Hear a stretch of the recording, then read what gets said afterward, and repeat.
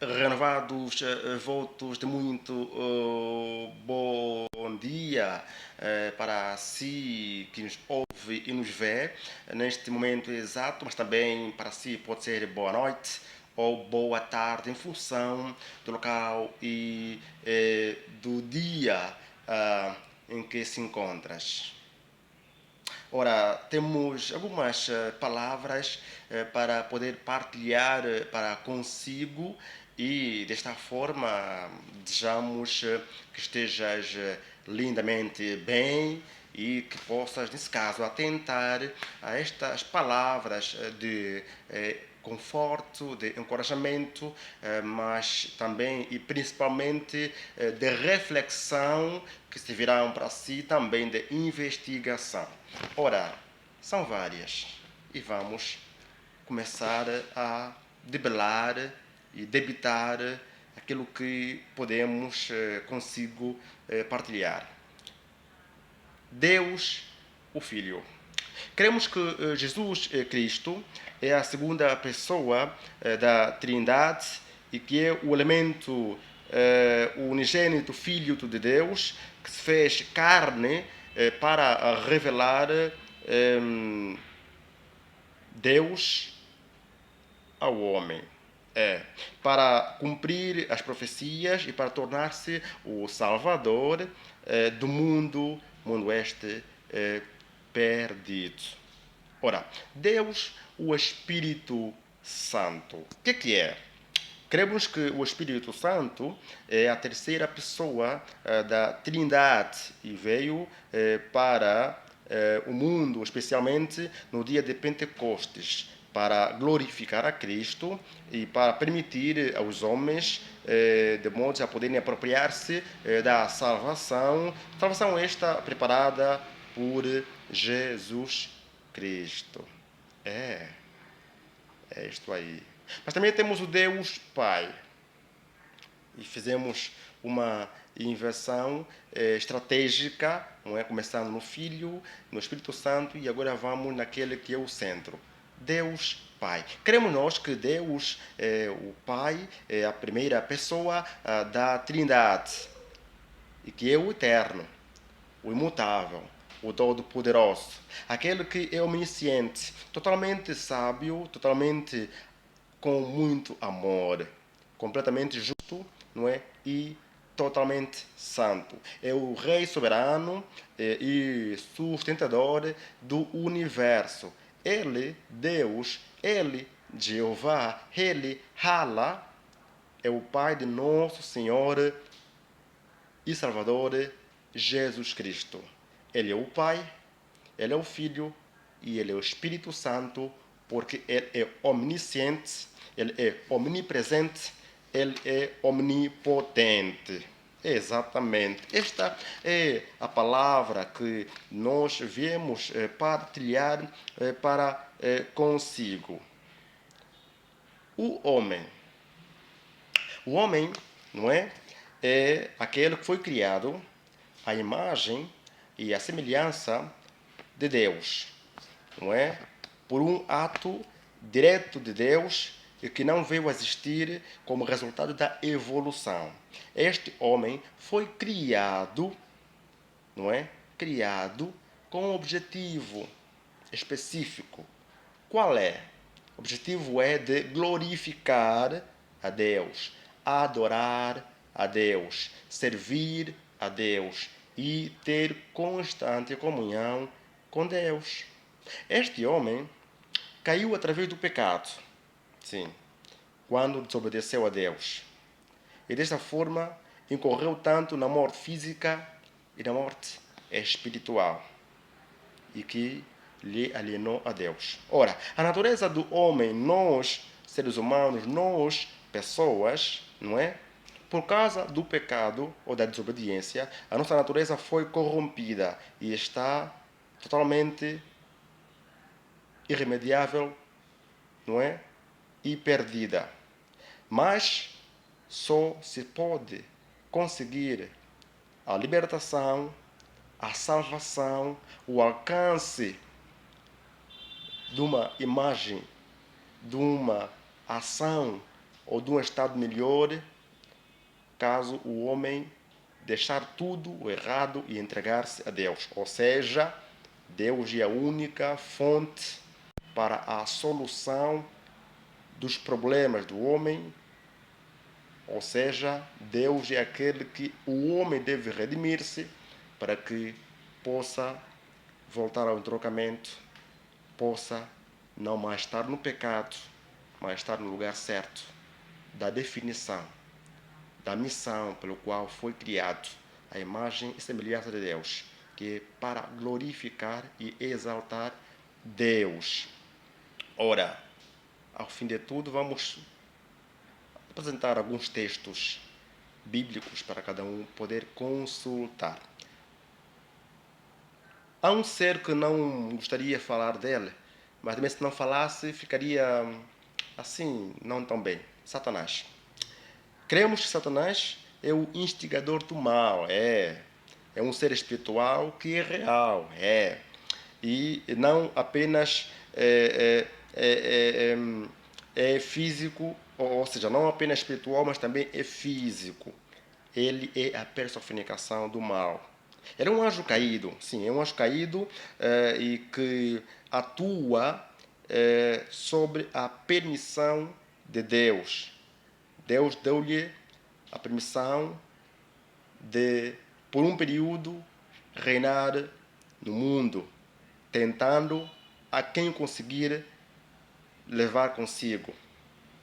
Não é? Pois é. Ele foi totalmente derrotado na cruz, sim. Mas a executação do seu juízo foi adiada por Deus. Por quê? Até que depois do reinado ou do reino milenar. Assim sendo, quando ele será lançado no eterno fogo. Isto no período do reinado milenar. Neste período, ele, Satanás, engana o mundo e procura estabelecer na terra seu próprio reino, que é uma farsa. Para quê? Qual é o objetivo? Para desacreditar e blasfemar a Deus. E também para atentar, para acusar, para matar, para roubar, para destruir todo um mal, toda uma coisa que acontece no mundo é o Satanás, o próprio criador, instigador, mas com propósito, tentar aqueles que conseguir.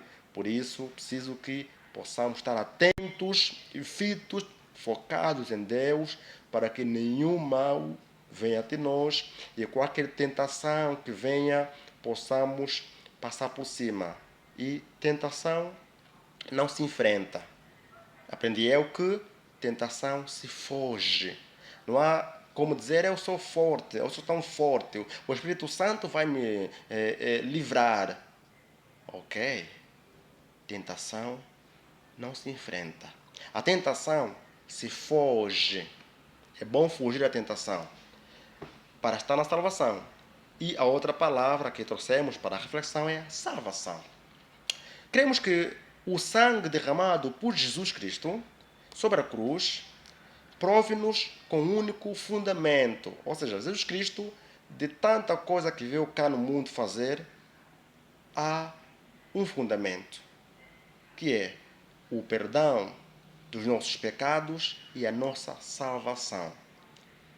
A única missão, ou a principal tarefa de Deus fazer-se carne e vir para cá na terra em forma de pessoa, no nome de Jesus Cristo, Jesus o nome, imaginemos carnal, Cristo o nome espiritual, sendo que Cristo, de outra forma, quer dizer unção, não é? Unção, poder de Deus, veio na terra com fundamento de poder nos livrar de todo o pecado e nos trazer a salvação. Salvação que é um dom gratuito da graça de Deus. Ora, a salvação é levada a efeito pela obra regeneradora do quê? Do Espírito Santo. E não pode ser assegurada pelas obras do homem ou por merecimento pessoal. Ainda assim, toma-se posse da salvação para somente, não é, ao colocar-se a fé na obra realizada de Cristo. O arrependimento é um ato que precisamos cada um fazer para deixarmos o pecado. Para podermos merecer a salvação, precisamos nos arrepender. Ora, o arrependimento é um voltar-se para Deus e um voltar-se às coisas, ou voltar às costas, ou dar costas ao pecado. E faz parte da fé salvadora. É verdade. Não sendo uma coisa independente dela. Ora, o Evangelho, a mensagem, a palavra, a pregação, o sermão, a meditação, a transmissão da palavra, o testemunho da palavra, o Evangelho, é o poder de Deus. Para quê? Qual é o objetivo? Para a salvação de todo aquele que crê na existência de Deus, que crê que Jesus Cristo é o nosso Senhor e Salvador, que crê no poder do Espírito Santo. Sim, é verdade. O Evangelho é o poder de Deus para a salvação de todo aquele que crê.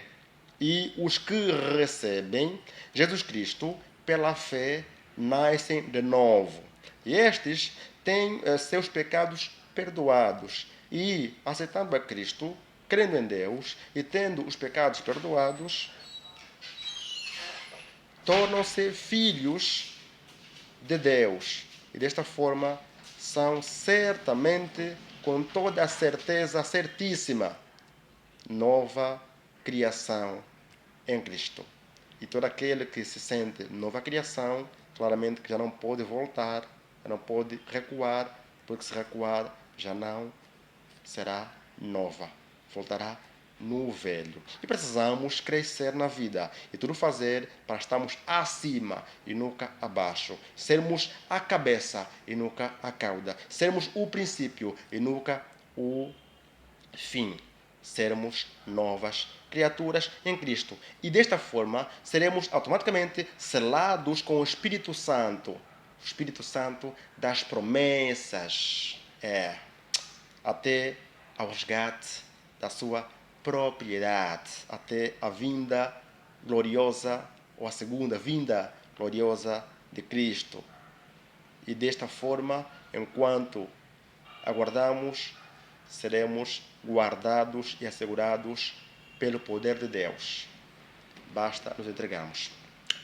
E nesta caminhada, enquanto aguardamos por Cristo Jesus, ao sermos crentes em Cristo, somos povo cristão. Logo, sendo povo cristão, temos uma vida toda, dia e noite, neste mundo pecaminoso. E temos aquilo que chamamos a vida cristã. Esta é outra palavra que nós queremos levar para refletir. A vida cristã. Ora, cremos que todo cristão deveria viver para Cristo. Claramente, porque se consideras cristão, és automaticamente seguidor de Cristo. Logo, se és seguidor de Cristo, precisa viver tal e qual o Mestre, o Cristo, é. Só assim somos seguidores de Cristo. Aquele que faz o que Cristo orienta. Aí é a palavra. Cremos que todo cristão, todo seguidor de Cristo, deveria viver para Cristo, para o servir. E vamos lá para cima recordar a missão da criação do homem segundo a imagem e semelhança de Deus, para adorá-lo, para servi-lo. Logo, crer em Cristo como Senhor e Salvador pressupõe dizer que precisamos viver para Cristo e não para si mesmo. Não vivemos para nós, vivemos para aquele que nos faz dormir e acordar. É verdade. E deveria, não é? Ver pelo poder do Espírito Santo que nele habita. Assim, vamos permitir que Cristo em nós se manifeste através da sua vida, a vida dele em nós. Para quê? Somente para a honra e glória de Deus. Através de uma obediência, não é? Cada dia mais crescente, não é? Cada crente deveria amadurecer e se tornar progressivamente mais semelhante a Jesus. Precisamos ser obedientes. Uma palavra rápida. São João, capítulo 14, versículo 15. Verifique, por favor.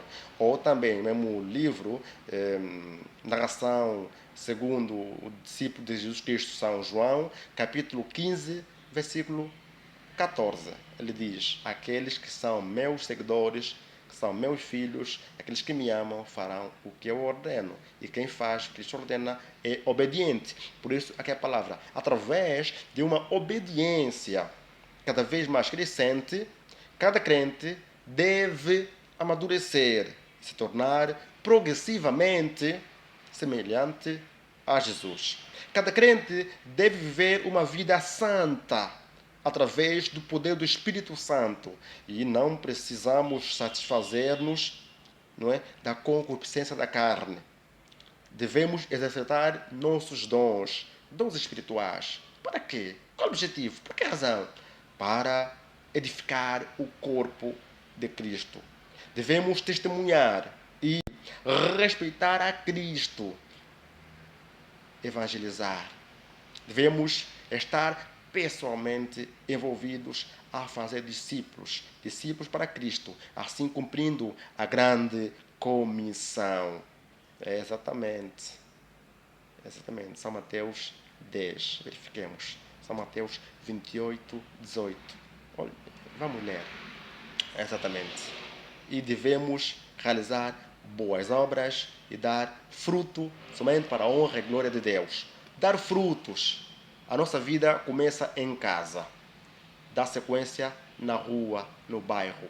Avança para o transporte, nas paragens, depois no trabalho, ou na escola, ou na faculdade, onde vamos.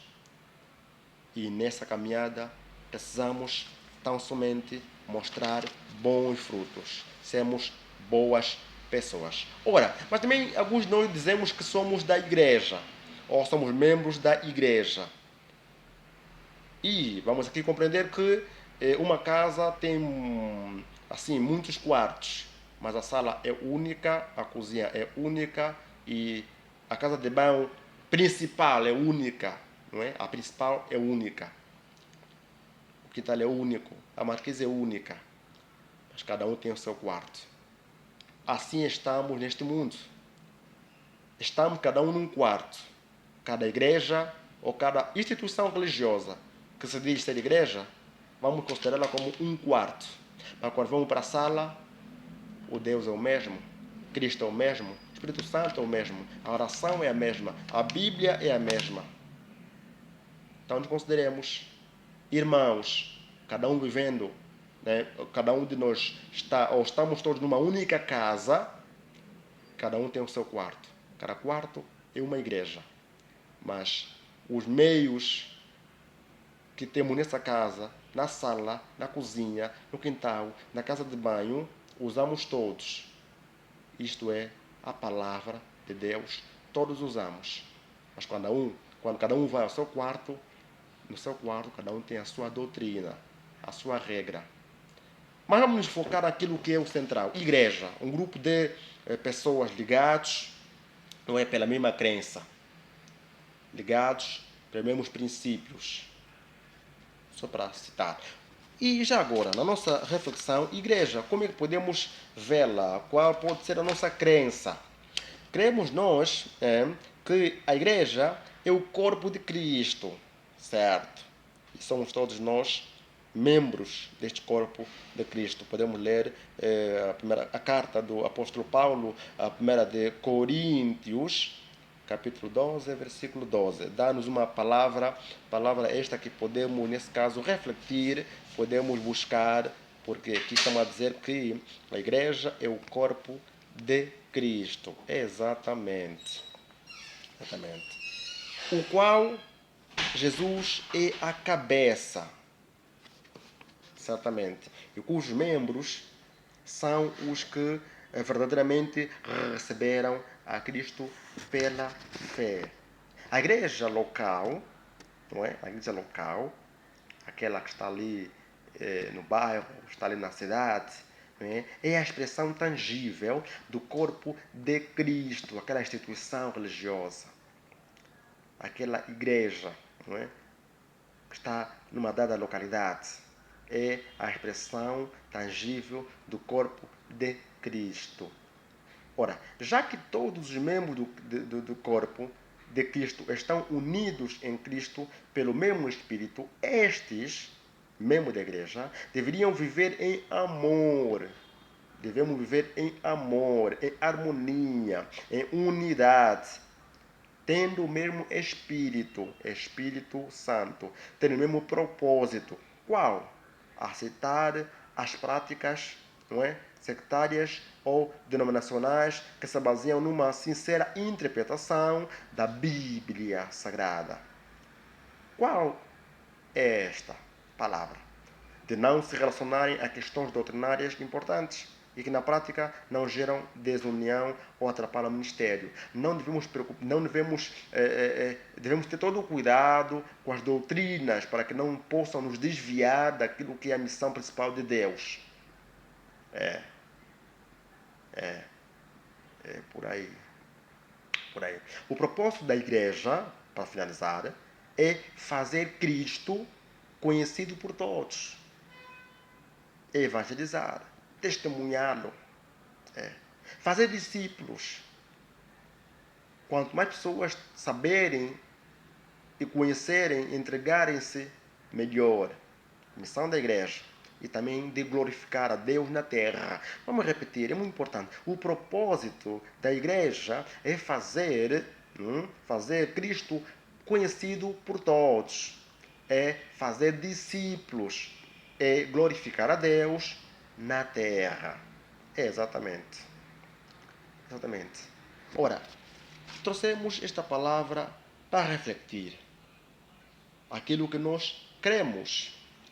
Pode ser que venha a ser aquilo que não é o que crês. Mas o importante é que é a nossa palavra.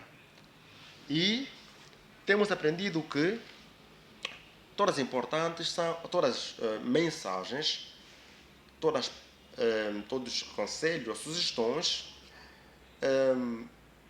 são bem-vindos, são importantes e até podemos afirmar que todas as opiniões são válidas e valiosas. Mas o importante é sabermos fazer o enquadramento. Sabemos fazer o enquadramento para que as coisas se encaixem. Mas precisamos partilhar. Partilhe também esta mensagem. Já agora subscreva. Inscreva-te neste espaço, neste canal, para que mais mensagens possamos trazer, para que também, sempre que tivermos uma informação publicada, não é, também possa receber notificação. Inscreva-te, por favor. Também deixe seu like.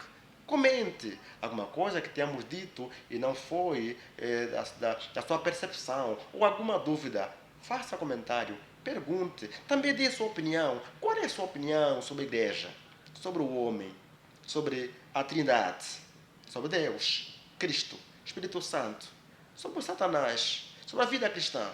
Qual é a sua opinião?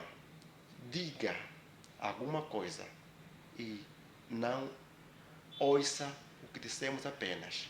Vamos partilhar os conhecimentos, vamos partilhar a palavra, porque é importante que nós nos unamos para que, ao fim de tudo, Cristo se torne mais conhecido, para que cada um de nós, independentemente da doutrina que leva, da doutrina que acredita, não desfazemos-nos daquele propósito principal que Deus utilizou quando criou o homem à sua imagem e semelhança.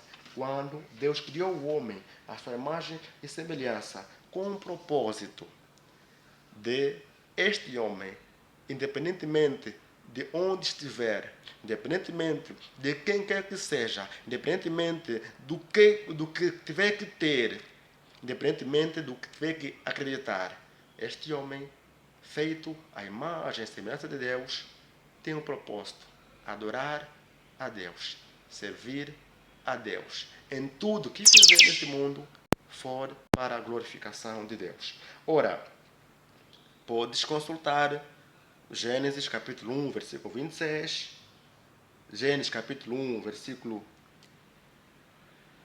27, Gênesis capítulo 2, versículo 6, ou todo Gênesis, vamos assim dizer, não é? Também temos Isaías capítulo 59, versículo 1 até 12. Ainda assim, também podes consultar Romanos capítulo 3, versículo 9 a 19. Temos Ezequiel capítulo 28, versículo 11. Temos Apocalipse capítulo 12, versículo 9. Temos também Efésios capítulo 1, versículo 7. Romanos capítulo 1, versículo 16. 2 de Coríntios capítulo 5, versículo 17. Leia também Efésios capítulo 2, versículo 10. Atos dos Apóstolos capítulo 1, versículo 18. São Mateus capítulo 28, versículo 18 até 19. Lê Colossenses capítulo 1, versículo 10. Lê São João capítulo 15, versículo 8. Sim, reflita a Bíblia Sagrada, leia, encontre tanto aquela reflexão também a partir de Colossenses capítulo 1, versículo 24 a 29. Efésios capítulo 1, versículo 20. Certo? Leia, sim, leia a palavra de Deus. Reflita a palavra de Deus. Fortifique-se na palavra de Deus. Independentemente do que fazes, do que és, do que pensas ser ou do que foste, todo dia é para recomeçar. Todo dia é para analisar o que queres ser. Porque nós somos o que fomos ontem e o que somos hoje. O que seremos amanhã, não sabemos. Apenas aquele Deus maravilhoso que nos faz dormir e acordar sabe o que será de nós amanhã. Porque o que nós fomos já não seremos. Não temos como voltar ao passado. O que nós somos agora depende de nós. Ou seja, depende de Deus. Apenas fica na nossa expectativa o que somos hoje. Agora, o que seremos amanhã, podemos introduzir em planos, em pensamentos, mas só Deus decidirá. E para nós sermos algo amanhã, precisamos acordar, ter essa graça. E para podermos acordar, precisamos hoje esquecer o do passado e relevar hoje e aceitar a Deus como aquele que fez os céus e a terra. Crer em Jesus Cristo, aquele que morreu na cruz para nos libertar e nos fazer sermos não mais escravos, não mais servos, mas filhos do Rei. E aceitá-lo como Senhor e Salvador da nossa vida é uma honra. E não esquecer que a nossa vida só se move através do poder do Espírito Santo, que é a presença ativa de Deus em todo momento, em todo lugar. Seja uma nova criatura.